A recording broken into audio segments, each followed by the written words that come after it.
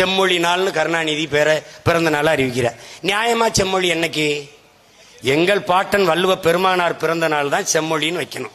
வச்சா அப்படி இல்லைன்னா என் உயிர் தமிழ் மொழி செத்து விடுமோ என்று செத்தான்ல எங்களுடைய மூதாதை நடராஜன், அவனுடைய நினைவு தினத்தை செம்மொழி நாள்னு வைக்கணும். எப்ப வைப்பான்? நான் வந்தா வைப்பேன். நீங்க எப்படிப்பா? உங்க அப்பா பிறந்த நாள் எத்தனை நாளைக்கு நீ இருந்துருவா? பிறந்த நாள் அப்படி செம்மொழின்னு கொண்டாடிட்டு நான் முதலமைச்சர் ஆயிட்டா இன்னைக்கு பேசின வாய் ஒரு தடவை கருணாநிதி பிறந்த நாள் செம்மொழின்னு பேசிருமா? இல்ல பேசிட்டு எப்படி பேசிருமா? செம்மொழியினால் என்ன? என் மொழி செம்மொழியாக இருந்ததா? நீங்கள் சொன்னதால் செம்மொழியாக ஆனதா? அந்தஸ்தை வாங்கி கொடுத்தான். அப்ப தகுதியிலிருந்து என் தாய்மொழி இருந்ததா? செம்மொழி ஆனதால் நடந்தது என்ன?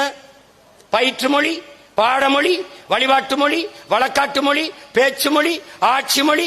இத்தனை ஆண்டுகள் கழித்து நாம் தமிழர் பிள்ளைகள் மணியரசனின் மக்கள் வந்த பிறகுதான் நீ தமிழில் அரசாணை வெளியிடப்படும் அறிக்கை விடுற.